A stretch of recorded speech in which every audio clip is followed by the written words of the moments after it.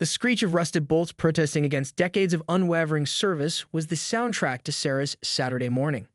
Sunlight, still gentle at this early hour, glinted off the faded blue vinyl liner of the above-ground pool that had been a fixture in her backyard since she was a child. It had witnessed countless summer days filled with laughter, splashing, and the color-tinged scent of carefree youth. But time and the relentless Pakistani sun had taken their toll. The liner was cracked in multiple places, the pump groaned like an ailing beast, and frankly, Sarah was tired of the endless cycle of repairs. It was time for the old pool to go. Armed with a socket wrench and a healthy dose of nostalgic melancholy, Sarah began the dismantling process. The first few steps were straightforward. She drained the remaining water, a murky green testament to its disuse over the past year. Then she started on the top rails, the cool metal smooth beneath her gloved hands. Each removed bolt felt like a small severing of a tie to the past, a quiet acknowledgement that seasons change, and so did backyards. Her property, a modest but well-kept house on a quiet suburban street in Karachi, backed onto a similar row of homes. There was a decent amount of space between the houses, ensuring a degree of privacy. Her immediate neighbor to the right, Mrs. Khan, was a sweet elderly woman who mostly kept to herself, tending her prize-winning roses. To the left, however, resided the infamous Mrs. Faruqi.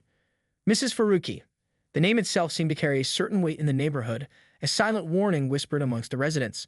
Known for her sharp tongue, her unwavering belief in her own superiority, and her uncanny ability to find fault in even the most innocuous of situations, Mrs. Faruqi was, to put it mildly, a force to be reckoned with.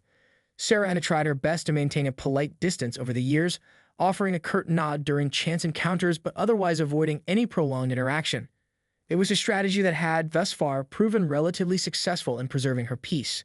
As Sarah wrestled with a particularly stubborn section of the pool wall, the rhythmic clang of metal against metal echoing in the still morning air, she felt a prickle of unease. It was a familiar sensation, one that usually preceded an unwelcome interaction with her left-side neighbor. Sure enough, a shadow fell across her yard. "What in God's name do you think you're doing?" The voice, high-pitched and laced with indignant outrage, sliced through the morning calm. Sarah sighed inwardly, straightening up and turning to face the inevitable. There stood Mrs. Faruqi, hands planted firmly on her hips, her face a mask of disapproval. She was dressed in a pristine shalwar kameez, not a single crease out of place, and her perfectly coiffed hair seemed to defy the gentle breeze. "Good morning, Mrs. Faruqi," Sarah said, trying to keep her tone neutral. "I'm just taking down the old pool. It's seen better days, you know." She gestured towards the dilapidated structure with a wry smile, hoping to diffuse the situation with a touch of lightheartedness. Mrs. Faruqi was not amused. Her eyes, sharp and critical, scanned the partially dismantled pool as if it were a crime scene. "Taking it down? Why would you do such a thing?" It was perfectly fine." Sarah blinked, taken aback by the unexpected possessiveness in her neighbor's voice. "Well, it's my pool, Mrs. Faruqi, and it's really not in good shape anymore. It's leaking, the pump is failing." "Leaking?" Mrs. Faruqi scoffed. "A little leak can be fixed. Honestly, the wastefulness of some people. That pool was perfectly adequate. My grandchildren enjoyed looking at it when they visited." Sarah's patience began to wear thin. "With all due respect, Mrs. Faruqi, it's my property and I have the right to decide what to do with it. But it affects the aesthetics of the neighborhood," Mrs. Faruqi declared, her voice rising in volume. "It was a lovely blue spot. Now it's just a mess. And what are you going to put there instead? Something equally unsightly, I'm sure." Sarah took a deep breath, reminding herself to remain calm. "I haven't decided yet, Mrs. Faruqi, but whatever I choose to do with my own backyard is really none of your concern." This statement seemed to ignite a new level of fury in her neighbor. "None of my concern. Of course it's my concern. We all have to live here. Your property reflects on all of us." The argument escalated quickly from there. Mrs. Faruqi's accusations became more outlandish, her voice shriller. She accused Sarah of deliberately trying to lower property values, of being inconsiderate, and even of depriving her grandchildren of visual pleasure. Sarah, initially trying to reason with her neighbor, eventually found herself raising her own. The rest of Saturday passed with a tense, uneasy quiet. Sarah tried to focus on dismantling the pool, but Mrs. Faruqi's parting words echoed in her mind. She kept glancing towards her neighbor's house, half expecting another confrontation. But the curtains remained drawn, the house silent. Perhaps, Sarah hoped, the storm had passed. Sunday morning dawned bright and clear. Sarah was enjoying a cup of tea on her patio, the scent of jasmine from her small garden filling the air, when she heard the unmistakable sound of a car pulling up to the curb in front of her house. It wasn't a familiar vehicle. A uniformed police officer stepped out. Sarah's heart skipped a beat. Could it be? Had Mrs. Faruqi actually called the police over a swimming pool? It seemed absurd, yet given her neighbor's dramatic pronouncements, it wasn't entirely unbelievable. The officer, a young man with a polite but serious demeanor, walked up her driveway. "Excuse me, madam. Are you Sarah, Sarah's last name?" he asked, his voice formal. "Yes, that's me," Sarah replied, her voice betraying a hint of nervousness. "I've received a complaint regarding some construction work taking place on your property," the officer said, looking around the yard, his gaze landing on the partially dismantled pool. Sarah's jaw dropped. "Construction work? Officer, I'm just taking down an old swimming pool. It's my property." "Yes, madam, I understand, but the complainant stated that the work is causing a disturbance and is potentially unsafe." Sarah's disbelief turned to anger. "Unsafe? Disturbance? That's ridiculous. I'm being careful and I started at a reasonable hour. My neighbor, Mrs. Faruqi, just doesn't like that I'm removing the pool." The officer listened patiently, his expression neutral. Mrs. Faruqi did mention a concern about the pool being a neighborhood amenity and its removal affecting property values. "A neighborhood amenity?" Sarah scoffed. "It's been falling apart for years. No one else uses it. And property values? Honestly. Madam, I'm just here to investigate the complaint. Could you please explain what work you've been doing?" the officer asked, pulling out a small notepad. Sarah explained the situation, detailing the pool's poor condition and her decision to remove it. She pointed out the rust, the cracks, and the defunct pump. The officer diligently took notes, occasionally glancing at the dismantled pool. As Sarah spoke, Mrs. Faruqi emerged from her house, her arms crossed and a smug look on her face. She approached them slowly, as if expecting accolades. "Officer," Mrs. Faruqi interjected, her voice dripping with self-importance, "I'm glad you're here. This demolition has been going on for days. The noise is unbearable, and it's making the whole neighborhood look like a junkyard." "Days?" Sarah exclaimed, incredulous. "Mrs. Faruqi, I started yesterday morning." The officer raised a hand, silencing them both. "Madam Faruqi, I understand your concerns. However, from what I can see, Madam Sarah's last name is dismantling a structure on her own property. Unless there are specific regulations being violated, it's within her rights to do so." "But the aesthetics," Mrs. Faruqi insisted. "It was part of the neighborhood's charm. Now it's just an eyesore." "While I understand your aesthetic concerns, madam," the officer said calmly, "that's not a matter for the police. We deal with breaches of the law, safety concerns, and disturbances that violate specific ordinances." He looked back at Sarah. "Madam Sarah's last name, are you using any heavy machinery? Is the work posing a danger to your property or your neighbors?" "No, officer," Sarah replied. "It's all manual work. I'm being careful." The officer turned back to Mrs. Faruqi. "In that case, madam, I don't see any grounds for police intervention at this time. Madam, Sarah's last name is within her rights to maintain or dismantle structures on her own property as long as it's done safely and doesn't violate any local regulations regarding noise at unreasonable hours, which doesn't seem to be the case here." Mrs. Faruqi's face contorted in disbelief. "So, you're just going to let her ruin the neighborhood?"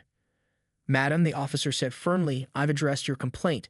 If you got concerns about property values or neighborhood aesthetics, that's a matter for the Residents Association or local council, not the police." The officer's departure didn't bring lasting peace. The rest of Sunday was punctuated by Mrs. Faruqi's passive-aggressive tactics.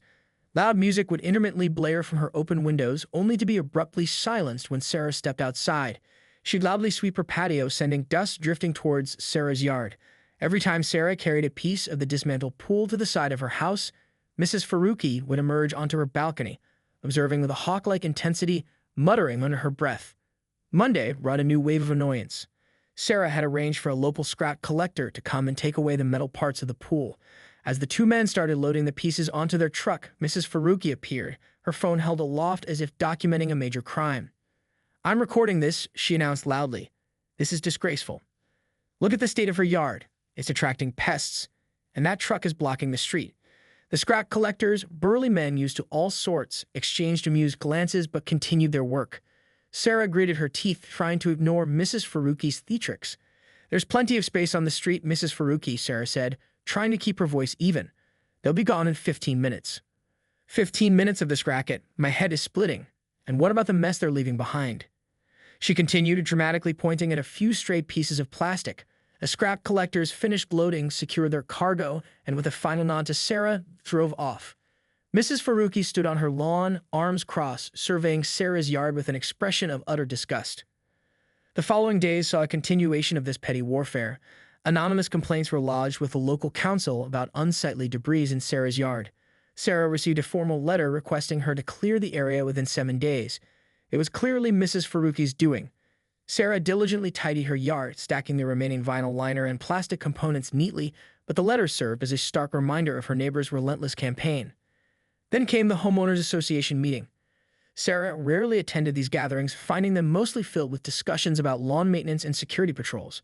However, a notice had been circulated mentioning a discussion about maintaining neighborhood aesthetics, and Sarah had a sinking feeling it was about her pool. Reluctantly, she decided to attend. As she entered the community hall, she could feel eyes on her. Mrs. Faruqi was already there, holding court with a small group of sympathetic neighbors, gesturing animatedly as she spoke. As the meeting progressed through routine agenda items, Sarah felt a knot of anxiety tightening in her stomach. Finally, the chairman, Mr. Rizvi, cleared his throat and announced the next item. We have received some concerns from residents regarding the removal of a swimming pool on Sarah's address and its impact on the neighborhood's appearance. Mrs. Faruqi seized the opportunity. She launched into a passionate speech about the loss of a vital neighborhood feature, the eyesore that Sarah's yard had become, and the potential negative impact on property values. She painted a picture of a once harmonious street now blighted by Sarah's selfish act. Sarah listened, her cheeks burning with a mixture of anger and embarrassment. Several neighbors nodded in agreement with Mrs. Faruqi, while others remained silent, avoiding eye contact. When Mrs. Faruqi finally finished her tirade, Mr. Rizvi turned to Sarah. "Madam, Sarah's last name, would you like to respond?" Taking a deep breath, Sarah stood up. She explained the poor condition of the pool, the years of repairs, and her decision to finally remove it. She emphasized that it was her private property and that she was taking steps to clear the area. With all due respect, Sarah said, her voice steady but firm, my pool was not a neighborhood feature. It was a dilapidated structure on my property that I was struggling to maintain. I understand that some of you may have an opinion on it, but ultimately, it was my decision to make. She also addressed the anonymous complaint. I have received a letter from the council, likely prompted by the concerns raised. I am already taking steps to clear my yard and comply with their request.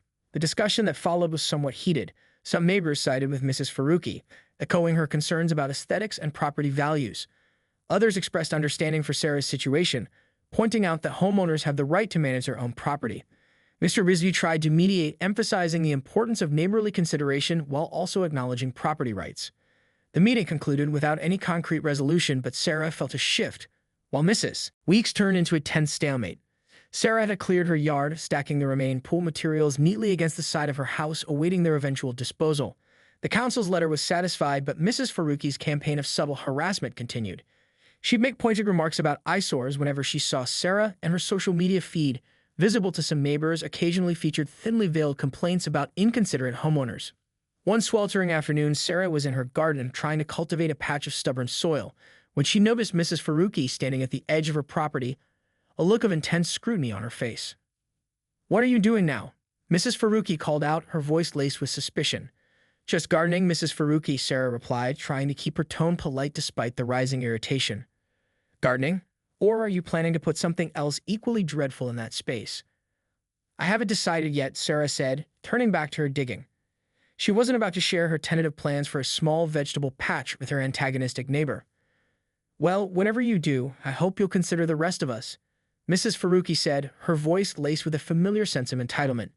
"We don't want another disaster, ruining our street." Sarah straightened up, her patience finally snapping. "Mrs. Faruqi," she said, her voice firm, "with all due respect, what I do in my own backyard is my business. I have complied with the council's requests, and I am trying to improve my garden. Your constant negativity and interference are unwarranted and, frankly, quite exhausting." Mrs. Faruqi gasped as if personally insulted. "How dare you speak to me like that? I am concerned about the well-being of this neighborhood." "And I am concerned about being left alone to enjoy my own property," Sarah retorted. "Your concern feels more like an obsession with controlling what I do." The exchange ended with Mrs. Faruqi huffing back to her house, muttering about disrespectful youngsters and the decline of society. Sarah sighed, the encounter leaving a bitter taste in her mouth. The tension in the neighborhood remained palpable. Sarah noticed that some neighbors who had previously been friendly now seemed hesitant, caught in the crossfire of the silent feud. Mrs. Khan, however, would occasionally offer a kind word or a small gesture of support, a silent acknowledgement of the absurdity of the situation. Then came the incident with the security camera. Sarah had been considering installing a couple of discrete cameras for general security, a common practice in the area. She had purchased a set and was planning to install them over the weekend. The day before she intended to start, she received another formal letter, this time from the Homeowners Association, citing a newly implemented regulation regarding the placement and visibility of security cameras, requiring prior approval from the committee. Sarah was certain this was another of Mrs. Faruqi's maneuvers. Frustrated, Sarah decided to consult a lawyer. Mr. Kummel, a family friend who specialized in property law, listened patiently to her story, shaking his head in disbelief. Mrs. Faruqi seems to be overstepping significantly, he said. While neighborhood aesthetics and regulations are important, they cannot infringe upon your fundamental right to enjoy and manage your own property within reasonable limits and legal guidelines. He reviewed the council's letter and the Homeowners Association's regulations. You complied with the council's directive. As for the security cameras, the new regulation seems conveniently timed. We can certainly challenge it if it's being unfairly applied or is overly restrictive. Mr. Campbell suggested sending a formal legal letter to Mrs. Faruqi, outlining her neighbor's behavior of the unwarranted complaints and the potential for legal action if the harassment continued. Sarah hesitated. She wasn't looking for a full-blown legal war, but Mrs. Faruqi's relentless actions were leaving her with little choice. The legal letter was sent. A week passed with an unusual silence from next door. Sarah dared to hope that perhaps finally Mrs. Faruqi had been deterred. Then, late one evening, Sarah heard a loud banging on her front door. Opening it, she found a police officer standing there, looking slightly bewildered. "Madam Sarah's last name?" he asked. "We've received a complaint about noise and what the complainant described as suspicious activity on your property." Sarah stared at him, dumbfounded. "Suspicious activity? Officer, what are you talking about?" The complainant, Mrs. Faruqi, stated that she heard loud banging noises coming from your backyard and saw flashing lights. The false police report was the final straw. Sarah contacted Mr. Kummel again, her voice tight with a mixture of anger and resolve. "This has to stop," she said. "She's now involving the police with fabricated stories. It's harassment." Mr. Kummel agreed. "This crosses a line. We can now look at pursuing a restraining order against Mrs. Faruqi. Her actions are clearly intended to intimidate and cause you distress." The process was lengthy and emotionally draining. Sarah had to provide detailed accounts of every incident, from the initial argument about the pool to the constant surveillance, the anonymous complaints, and finally the false police report. Mr. Campbell meticulously documented everything, preparing a strong case. The legal letter had clearly not deterred Mrs. Faruqi. In fact, it might have escalated her behavior. Perhaps she saw it as a challenge, a sign that she was getting under Sarah's skin. Whatever her reasoning, her actions were now having tangible legal consequences. The news of the potential restraining order seemed to ripple through the neighborhood. Some neighbors who had previously remained neutral now approached Sarah with words of support, expressing their own experiences with Mrs. Faruqi's overbearing nature. It turned out Sarah wasn't the only one who had been on the receiving end of her neighbors' complaints and criticisms. The court hearing was a tense affair. Mrs. Faruqi, accompanied by her own lawyer, remained defiant, vehemently denying any wrongdoing and portraying herself as a concerned citizen worried about the decline of neighborhood standards. However, Mr. Campbell presented a compelling case outlining the pattern of harassment and the impact it was having on Sarah's peace and well-being. The police officer who had responded to the false report even provided a statement corroborating Sarah's account. After considering the evidence, the judge ruled in Sarah's favor, granting a restraining order against Mrs. Faruqi. The order stipulated that Mrs. Faruqi was to maintain a certain distance from Sarah and refrain from any direct or indirect contact, including making complaints to authorities without legitimate cause. The immediate aftermath was surprisingly quiet. Mrs. Faruqi retreated into her house, the curtains drawn. The neighborhood seemed to breathe a collective sigh of relief. Sarah felt a sense of exhaustion, but also a profound sense of liberation. The battle had been long and frustrating, but she had stood her ground and with the help of the law had finally achieved a measure of peace. Life gradually returned to a semblance of normalcy. Sarah started working on her vegetable patch, enjoying the simple act of nurturing new life in the space where the old pool once stood. The sounds of the neighborhood were no longer punctuated by Mrs. Faruqi's complaints or loud pronouncements. One afternoon, Mrs. Khan approached Sarah as she was tending her tomatoes. "I'm so glad things have quieted down, Beta," she said, her eyes filled with genuine warmth. "That woman, she caused so much unnecessary trouble." Sarah smiled. "Me too, Auntie. It's nice to finally have some peace." The incident served as a stark reminder that even seemingly minor disputes between neighbors can escalate dramatically. It highlighted the importance of knowing one's rights and the necessity of taking appropriate action when those rights are being violated. For Sarah, taking down her old pool had inadvertently triggered a conflict that involved the police and the courts, but ultimately it also led to her reclaiming her peace and establishing a clear boundary with a neighbor who had mistaken her own property for something she could control.